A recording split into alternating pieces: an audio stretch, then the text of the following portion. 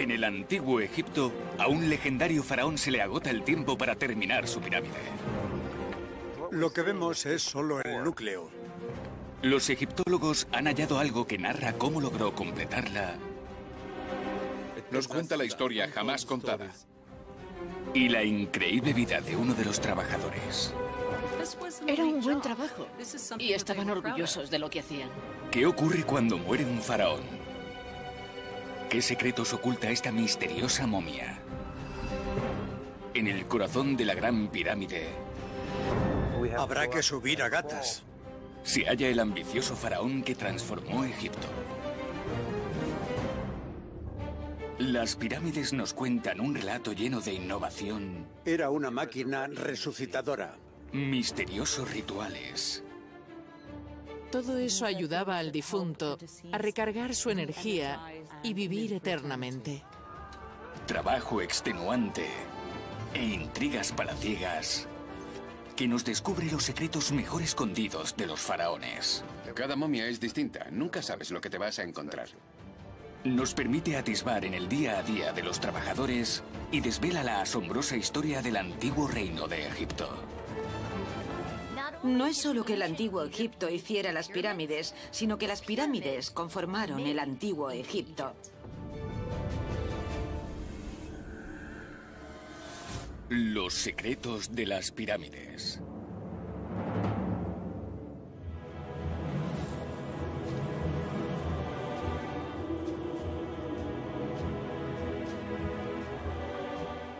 En el antiguo Egipto, un gran equipo trabaja de sol a sol en la construcción de la pirámide más grande del mundo, que será la tumba de su faraón, Keops. La Gran Pirámide. Para hacer realidad su sueño, Keops se ha hecho con mano de obra profesional, apoyada por ciudadanos reclutados, y ha fundado una gran ciudad para que vivan en ella. Pero la ambición del faraón podría ser su ruina. La pirámide es una gigantesca tumba diseñada para transportarle a la otra vida. Si no completa su colosal empresa antes de morir, nada le garantizará que su sucesor lo haga por él. Y como no lo haga, ya puede ir despidiéndose de alcanzar la inmortalidad. ¿Qué hará Keops para completar su pirámide y qué pasará cuando muera?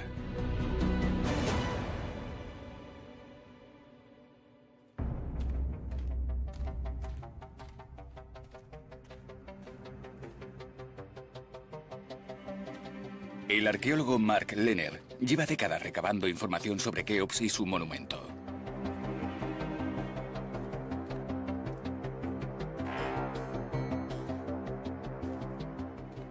Los obreros de Keops nunca se habrían imaginado que veríamos la pirámide tal como la vemos hoy en día, porque lo que vemos es solo el núcleo. Parece lisa desde lejos, pero cuando te acercas ves que los bloques no están bien cortados, no están bien unidos, es solo una amalgama. La Gran Pirámide, tal como la vemos en la actualidad, no está completa. Para terminar el monumento lo antes posible, Keops utilizó 2,3 millones de bloques de caliza mal cortados para crear el núcleo. Pero en la base de la pirámide Mark ha encontrado pruebas que indican que el plan del faraón era mucho más ambicioso. Pruebas que reflejan la maestría de los constructores. Esto nos ayuda a hacernos una idea del aspecto que tenía la pirámide recién construida. Estaba cubierta de un revestimiento blanco brillante. Y es aquí donde los picapedreros de Keops trabajaron con una minuciosidad rayana en la perfección. No solo lograron crear un revestimiento con bloques de 17 toneladas, sino que además los unieron como si fuesen baldosas, con juntas tan finas que no cabe ni una cuchilla.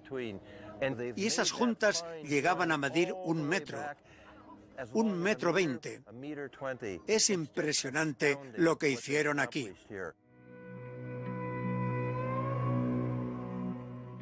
Keops quería que su pirámide tuviera un revestimiento blanco liso y perfecto por un motivo muy especial.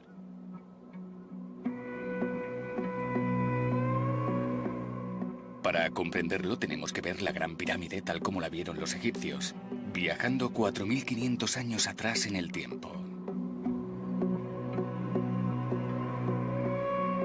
Tenéis que imaginarosla tal como era cuando la acabaron, blanca y brillante. Aquella caliza tan delicada del revestimiento hacía que fuese totalmente lisa y homogénea.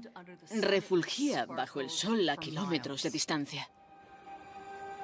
Aquella brillante pirámide blanca reflejaba la luz del dios Sol Ra, como un faro que marcaba el camino entre el mundo terrenal y el más allá. Los antiguos egipcios usaban la misma palabra para brillante y blanco, hedge. Así que crear algo blanco significaba, desde una perspectiva jeroglífica, que era brillante, resplandeciente. Fue algo deslumbrante en su momento. Un lugar muy mágico, espiritual, que parecía fusionarse con el más allá, con el mundo celestial, con el sol y las estrellas. Keops necesitaba que su pirámide fuese perfecta en todos los sentidos, que lo conectaran directamente con los dioses a los que deseaba unirse. Una pirámide era básicamente la máquina resucitadora del faraón. El faraón entraba en forma de momia, muerto, y a través de la estructura de la pirámide resucitaba en la otra vida. Keops creía que después de morir resucitaría y estaría eternamente con los dioses. El refulgente revestimiento de la pirámide, que ocultaba el tosco núcleo, era una parte crucial de la máquina de Keops.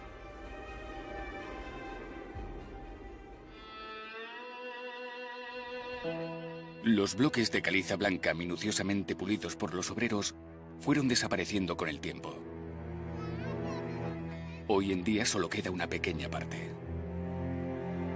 El saqueo comenzó en el periodo faraónico, pero en la Edad Media se destruyeron muchos de aquellos bloques para hacer mortero. Estos sillares blancos cuentan una interesante historia sobre la última fase del ambicioso proyecto de Keops.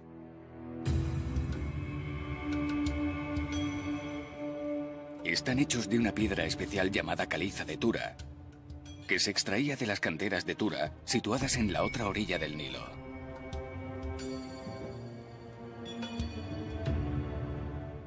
El padre de Keops usó piedra de las canteras de Tura para recubrir su pirámide acodada. La pirámide acodada aún conserva el 70% de su revestimiento, lo que nos permite hacernos una idea de cómo era la gran pirámide de Keops, que era mucho más grande. El recinto en el que construyó la Gran Pirámide era inmenso. Era el más grande que se había hecho nunca para un monumento. Para terminar la pirámide, los obreros tuvieron que transportar a una distancia de 16 kilómetros los 70.000 bloques del revestimiento, que pesaban de media 2,5 toneladas cada uno. ¿Cómo transportaron los valiosos bloques de granito que necesitaban para completar la pirámide?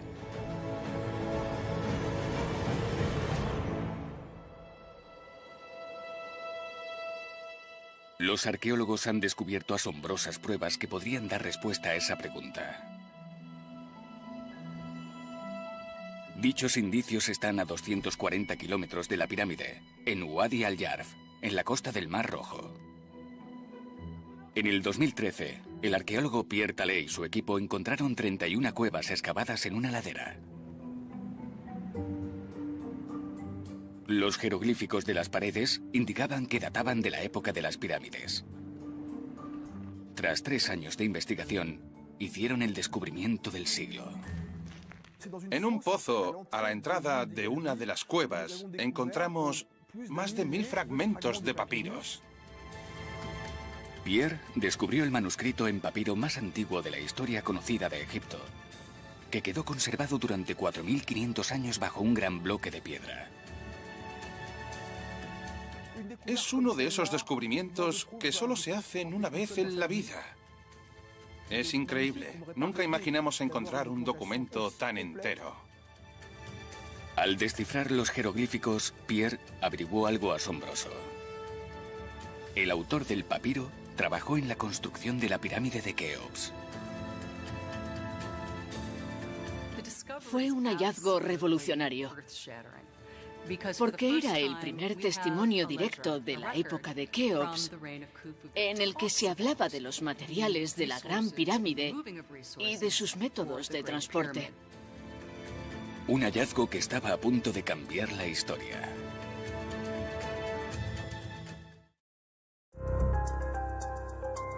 En Egipto, los arqueólogos han descubierto un asombroso documento antiguo. Ese descubrimiento cambió por completo nuestra forma de entender la Gran Pirámide y su construcción, porque es un documento oficial que nos cuenta la historia jamás contada de cómo se hizo la pirámide. Ese papiro se escribió hace unos 4.500 años, durante el reinado del faraón Keops.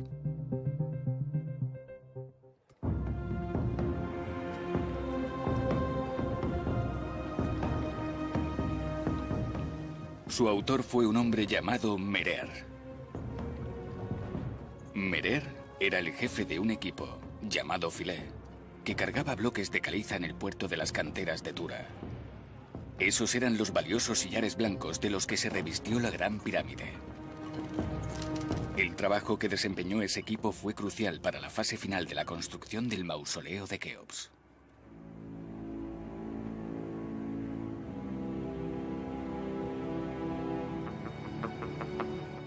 El papiro de Merer es genial, porque nos revela lo que hacía ese Philae, lo que hacían los obreros a las órdenes de Merer.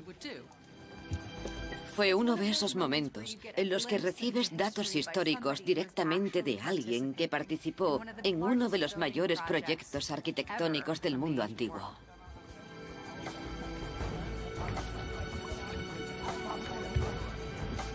Merer llevaba un diario en el que registraba meticulosamente el trabajo que realizaba su equipo cargando bloques y enviándolos al otro lado del Nilo. Pero ¿dónde iban exactamente?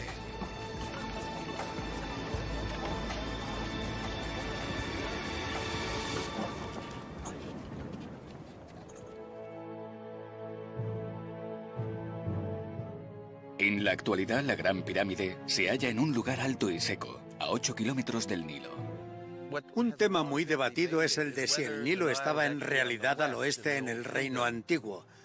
Lo que para mí está claro es que al menos una bifurcación del Nilo debía estar a unos 300 o 400 metros. Las muestras del suelo confirman la teoría de que el Nilo estuviese más cerca. Gracias al río, Merer podía acercarse lo máximo posible a Giza con su valioso cargamento. Aun con esa ventaja, era un trabajo que requería mucha organización. Merer era un funcionario de bajo rango que dirigía un equipo de unos 40 hombres. Su equipo hacía viajes regulares en barco para transportar los bloques de piedra de las canteras de Tura, de donde se extraían, hasta la pirámide de Keops. Según su diario, Merer tardaba una media de 2 días en cargar las 75 toneladas de piedra que su barco podía transportar.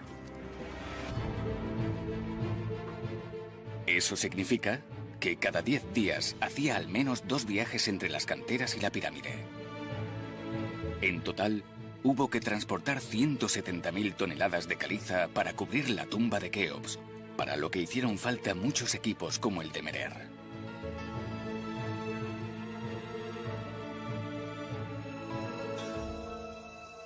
Para construir aquellos colosales monumentos no hacía falta una cantidad de obreros desmesurada, sino simplemente personas tenaces y dispuestas a repetir una misma tarea una y otra vez. Hacían su trabajo ciñéndose perfectamente al plan establecido. Todos los días, Merer dejaba registrado en su diario el trabajo realizado durante el día y el lugar en el que pernoctaban, así que contamos con unos informes escritos casi con precisión militar. Mientras descifraba el papiro, Pierre se dio cuenta de que aquella información era para los jefes de Merer.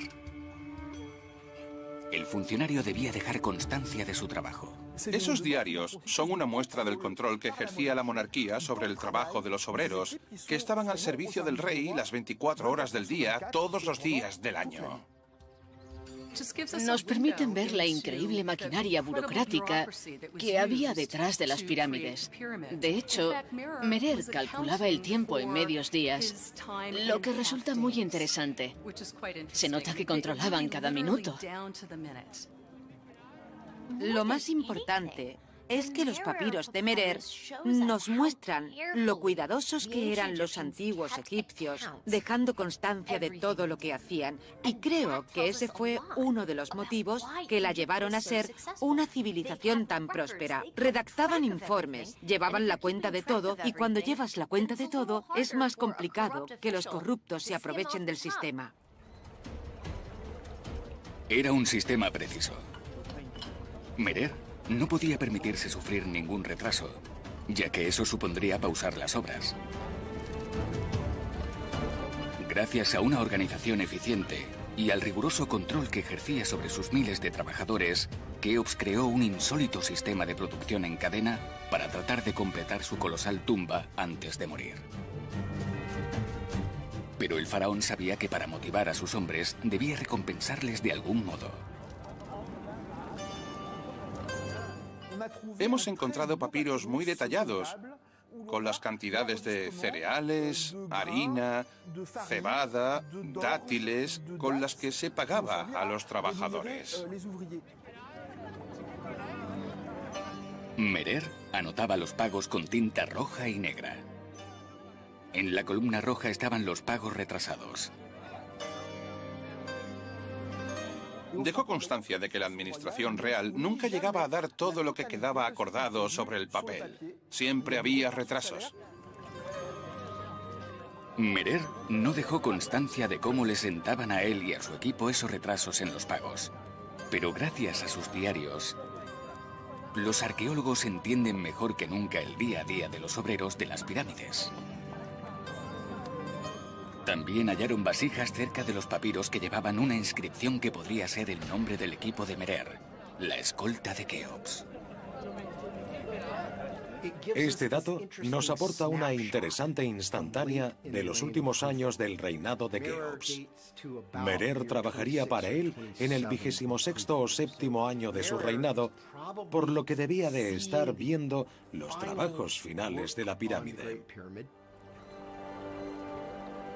Merer y los demás escoltas sabían que faltaba poco para terminar la pirámide, pero también que Keops ya había alcanzado cierta edad y hay cosas que no se pueden controlar. No habría sido posible transportar grandes bloques de piedra a gran distancia si no hubiese existido el Nilo. No obstante, el Nilo no es perfecto. Durante la época de crecidas o de caudal bajo, debía ser complicado navegar río arriba y abajo. Para Keops, cualquier retraso podía tener fatales consecuencias. El marinero egipcio Merer transportaba los valiosos bloques de caliza que hacían falta para terminar la gran pirámide. Para cumplir con el plan de trabajo debía dejarlos lo más cerca posible de la pirámide. Pero el caudal del Nilo fluctúa durante el año, lo que hacía que fuese imposible acercarse mucho en algunos meses. Como siempre, Keops aportó una solución basada en la ingeniería, una que transformaría el paisaje.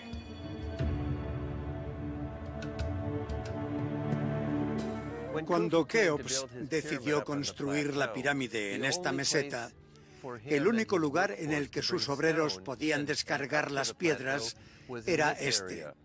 Así que creemos que Keops creó un muelle de carga. Primero, construyeron una presa junto al río.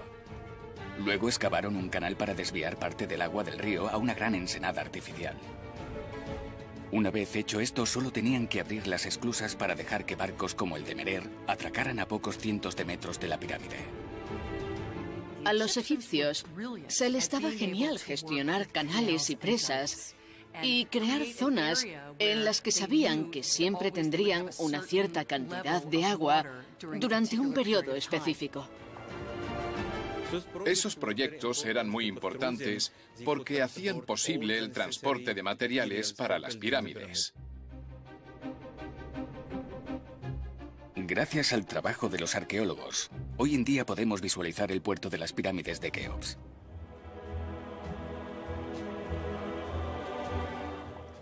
El muelle artificial, donde Merer entrega su cargamento de bloques de caliza, está junto a la gran ciudad que Keops fundó para acoger a sus trabajadores. Dos infraestructuras esenciales, elementos clave en la construcción de las pirámides.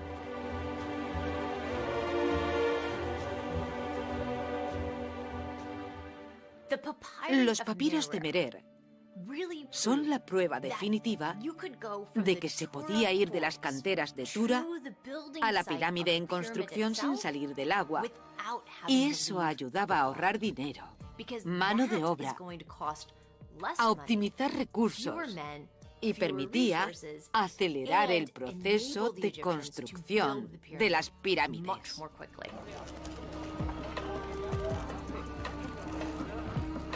Los diarios de Merer son uno de los descubrimientos más valiosos del siglo XXI, porque nos ayudan a entender el día a día de los obreros de las pirámides. Viendo el trabajo que se hacía en esos barcos, está claro que era un buen trabajo y estaban orgullosos de lo que hacían. No era un trabajo normal. Seguramente fuese algo a lo que muchos aspiraban. Pero Merer y su equipo no son más que un engranaje de la gran maquinaria de construcción de pirámides. Estaban los que transportaban las rocas, los que extraían las rocas de la cantera, y luego estaba la colosal infraestructura agraria necesaria para alimentar, vestir y dar cobijo a todos los que realizaban esas tareas. Keops dirigía una enorme red industrial. El delta del Nilo le proporcionaba alimentos para sus obreros. Asuán, granito para su cámara funeraria.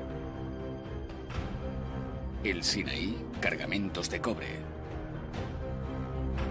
Y la madera de cedro la importaba de lo que hoy en día es Líbano. Esas redes, esa colonización interna de Egipto, la creación de granjas y plantaciones destinadas a alimentar a la mano de obra que vivía aquí en la ciudad perdida de las pirámides, todas esas redes, toda esa infraestructura nacional adquirió más importancia de lo que había motivado su creación, la construcción de estas colosales pirámides.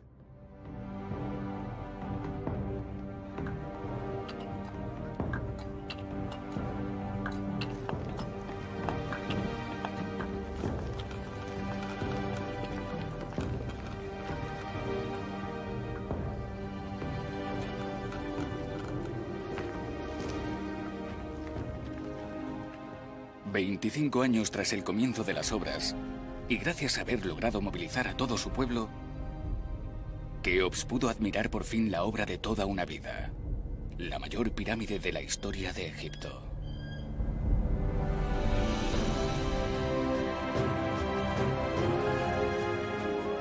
Tenía que ser increíble verla durante la puesta de sol...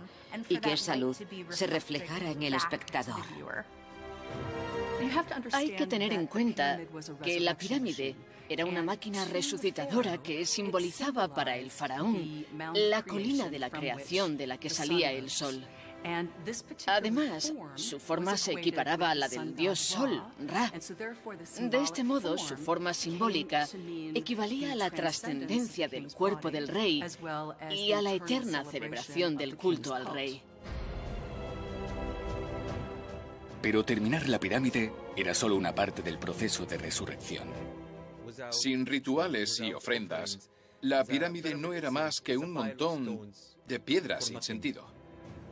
Para que el faraón pudiese llegar al más allá, había que llevar a cabo una serie de importantes rituales tras su muerte.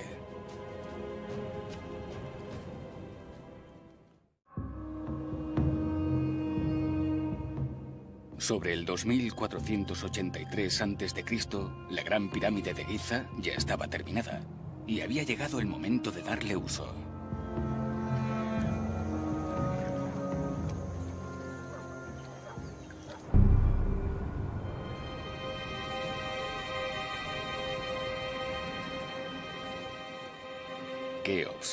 faraón más ambicioso de Egipto. Murió a los 50 o 60 años de edad. Y estaba a punto de descubrir si la máquina resucitadora que había construido funcionaba o no. 2 de sus 14 hijos le acompañaban. Didufri era el siguiente en la línea de sucesión, pero Kefren también acabaría reinando.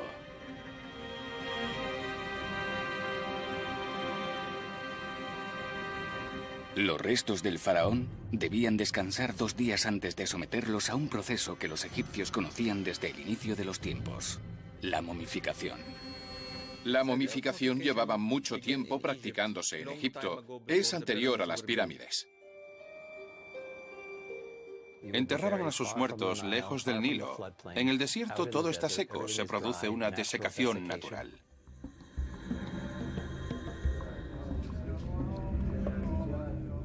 Basándose en esa conservación natural de los cuerpos en el desierto, los egipcios inventaron la momificación. El ritual duraba 70 días.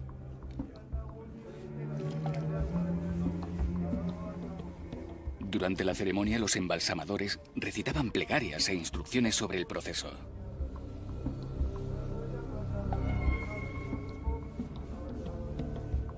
No había espacio para el error en la realización de esos rituales, ya que si el cuerpo no quedaba bien preservado, Keops no podría resucitar. Los egipcios tenían lo que ellos llamaban Ba, que era el alma. Lo representaban a través de un pájaro con cabeza humana. El alma era lo que podía atravesar la frontera entre este mundo y el siguiente. Luego tenían algo llamado Ka, que era como el doble de la persona.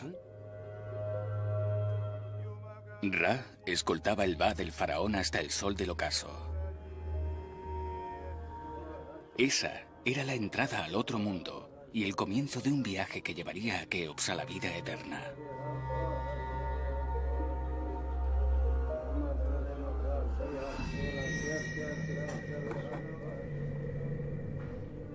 Para evitar que el cuerpo se descompusiera desde dentro, todos los órganos excepto el corazón debían ser extraídos. El maestro embalsamador extraía el cerebro con un largo gancho de bronce. Lo sacaba por la nariz y lo tiraba.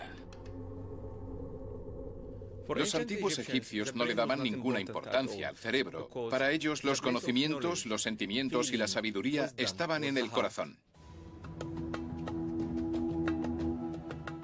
El embalsamador hacía una incisión para retirar los órganos, los pulmones, el estómago, los intestinos y el hígado. El corazón no se sacaba en ningún momento. Una vez extraídos los órganos, deshidrataban el cuerpo del faraón con natrón, un tipo de sal que secaba el cuerpo en 40 días.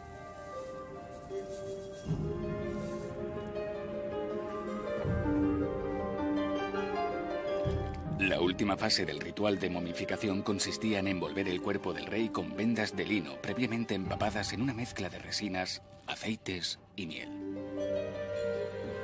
Examinando momias posteriores descubrimos que mientras las envolvían, colocaban amuletos en las vendas, así que el proceso de envolver a la momia era un ritual en sí mismo.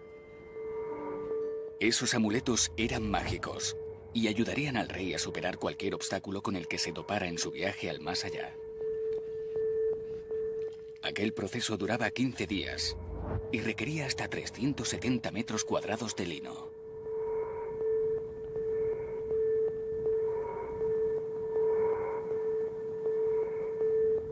Los embalsamadores ampliaron sus conocimientos durante siglos y las técnicas de momificación fueron evolucionando.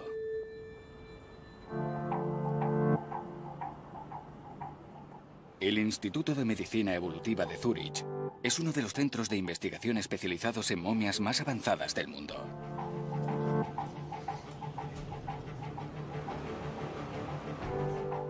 En estas instalaciones, Frank Rulli analiza momias egipcias para descubrir qué hacían los embalsamadores para hacer inmortales a los muertos.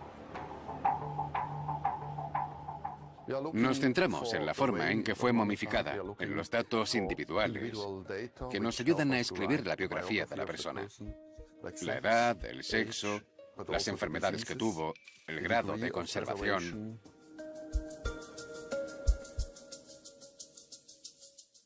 Está muy bien envuelta. Es el envoltorio más habitual. Es el que destaca la cabeza y los pies. Debe de tener unos 2000 años de antigüedad. Los investigadores escanean y examinan la momia. Su objetivo principal es descubrir la técnica exacta que usaron los embalsamadores. Y el primer misterio es, ¿quién se oculta bajo todas esas capas de lino? Cada momia es distinta. Es como abrir los regalos en Navidad. Nunca sabes lo que te vas a encontrar.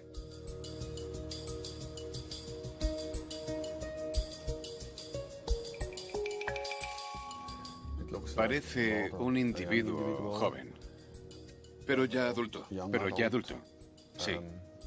Y mujer seguramente por la pelvis. Aquí tenemos la mano junto a la pelvis. Esto es de un material muy denso. Probablemente sea un anillo. Será una joya, un anillo. Según fue evolucionando la práctica de la momificación, más gente pudo permitirse el proceso. En el reino antiguo, en la época en la que se construyeron las pirámides, era algo que solo las élites podían permitirse. Pero el proceso fue democratizándose. Con el tiempo cada vez más gente pudo momificarse, al menos parcialmente. Al generalizarse esta práctica, surgió la necesidad de desarrollar técnicas más avanzadas, sobre todo en lo referente a los productos de conservación. Utilizaban bitumen, resinas, resina de conífera, por ejemplo, cera de abeja, y había otros miles de componentes que fueron cambiando con el tiempo, como también cambiaron de tejido, seguramente. En los periodos tardíos, en el Reino Nuevo, a finales del Reino Nuevo, les introducían sustancias bajo la piel para que parecieran más vivas. Esta mujer fue momificada 2500 años después del faraón Keops. Es una prueba de lo importante que era el ritual de la momificación en el antiguo Egipto.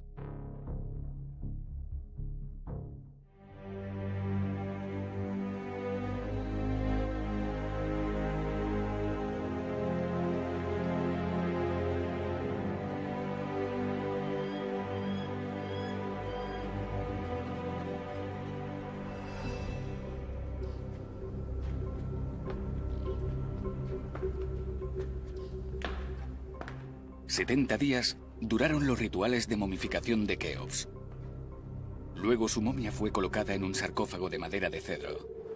Poco después lo llevarían a su gigantesca tumba para que resucitara en la otra vida.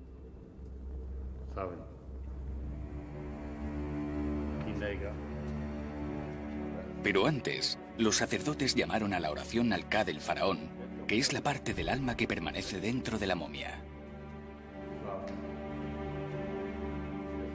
Un rito final que los egipcios llamaban la ceremonia de la apertura de la boca.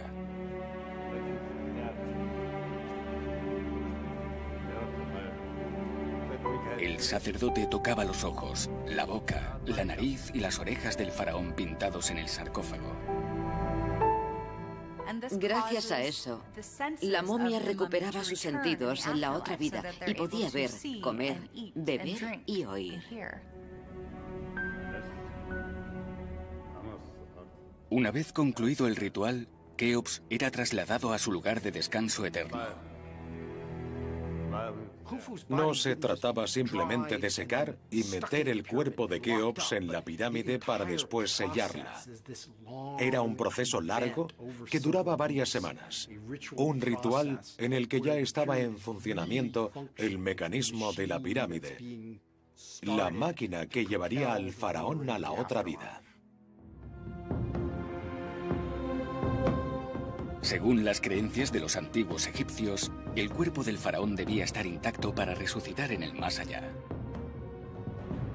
Así que Keops tenía que proteger su cuerpo de los ladrones de tumbas. En el interior de la pirámide se hallaban las pruebas de cómo lo hizo. Son los últimos secretos de la Gran Pirámide.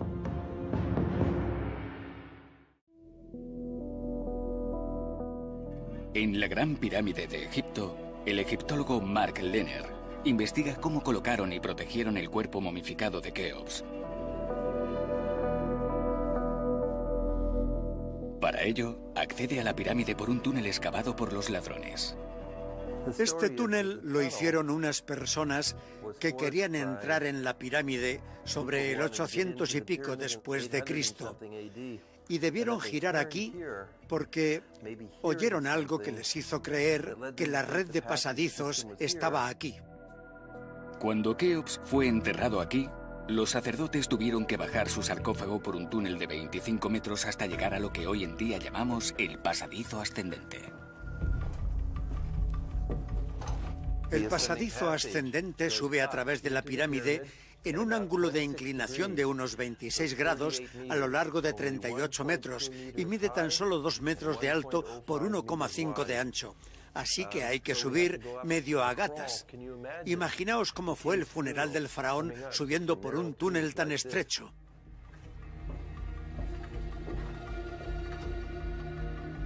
Después de subir el sarcófago a 38 metros de altura, llegaron a la Gran Galería.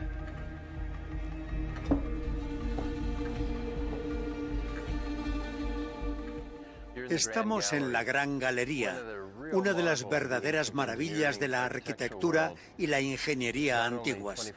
Mide 7 metros de alto y tiene una inclinación de 26 grados, la misma que el pasadizo ascendente.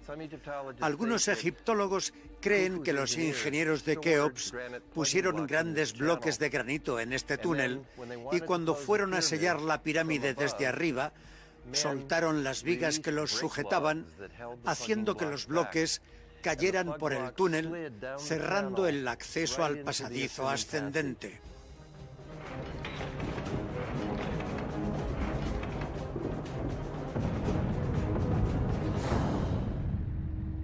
Solo había un problema. Si los obreros de Keops cerraron el pasadizo ascendente desde dentro, desde lo alto de la Gran Galería, ¿cómo salieron?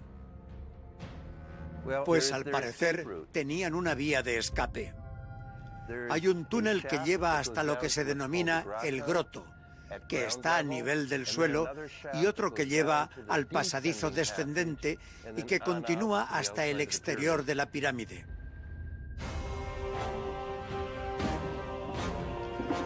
Para llegar a la cámara funeraria del faraón, los obreros tuvieron que subir el sarcófago otros 45 metros por la Gran Galería hasta llegar a una antecámara, en la que había otro sistema antirrobos. Pusieron rastrillos de granito, losas que se deslizaban por estas ranuras. Estas ranuras se crearon colocando barras de granito. Las losas se deslizaron así.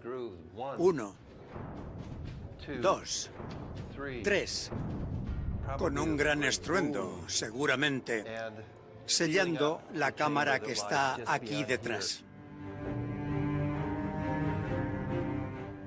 Ese último pasadizo conduce a la cámara funeraria del faraón. Llevo 46 años viniendo aquí y cada vez que entro en esta cámara me invade la sensación de estar en un lugar muy especial. Aquí es donde el rey debería haber encontrado el descanso eterno. Pero lo único que queda hoy en día es un sarcófago vacío. A pesar de todos los mecanismos de protección del faraón, la cámara funeraria fue saqueada. Los ladrones se abrieron paso a golpe de cincel a través del granito. Alguien sabía por dónde había que ir. Fue un trabajo orquestado desde dentro que se llevó a cabo al poco de terminar la pirámide. La estructura de la cámara funeraria es una prueba más de la magnificencia de Keops. La cámara entera, el suelo, las paredes y el techo, es de granito rojo. Estos enormes bloques provenían de las canteras de Asuán, situadas a más de 800 kilómetros. Para que la cámara aguantara los 90 metros de piedra que tenía encima, hubo que usar métodos innovadores. Los arquitectos de Keops Construyeron cámaras para reducir la presión coronadas por piezas oblicuas llamadas chevrones. Los antiguos constructores tomaron otras decisiones que atendían más a necesidades espirituales que arquitectónicas. Excavaron 2 túneles diminutos, de unos 15 centímetros de ancho, que recorrían más de 60 metros hacia arriba, desde la cámara funeraria hasta el cielo. Lo más probable es que no fuesen conductos de ventilación, sino canales. El canal norte se hizo para que el alma del faraón saliera del sarcófago y llegara hasta el cielo del norte, donde se podría reunir con las estrellas circumpolares. Todo indica que la pirámide era una primitiva máquina espiritual. Era una máquina resucitadora. La idea era que si lograban que el faraón renaciera y se reuniera con los demás dioses y con las estrellas, toda la corte y todos sus súbditos, es decir, todo Egipto, sobreviviría en el más allá con él. En la actualidad está vacía, pero los egiptólogos están convencidos de que Keops la hizo con la intención de que fuese su lugar de descanso eterno. No debería sorprendernos que, después de 4.500 años, no hayamos encontrado ninguna momia en las pirámides del antiguo reino. Tenemos, sin embargo, numerosas pruebas de que las pirámides eran tumbas. Tenemos textos jeroglíficos en los que se dice claramente que la momia del faraón fue enterrada en la pirámide.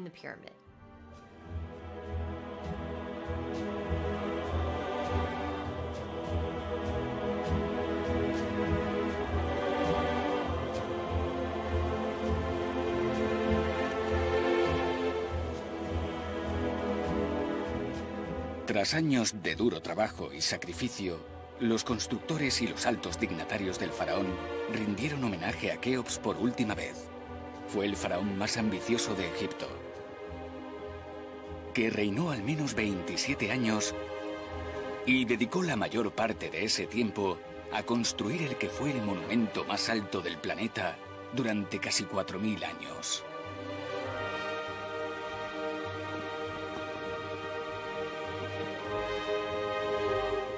Keops le dio un nuevo significado a la monarquía egipcia. Erigió la mayor pirámide del país, que era un reflejo de su poder, pero también del nivel de organización que fue necesario para construir algo así. La mano de obra con formación, los recursos que necesitaron.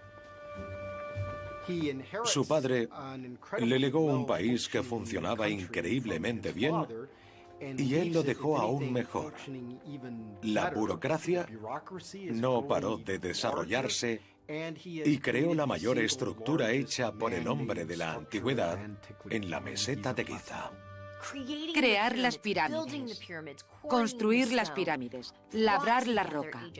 Todo aquello unió a Egipto, unificó el país y constituyó un proyecto nacional que, en muchos sentidos, definía lo que era ser egipcio, colaborar en la construcción del mausoleo de tu rey.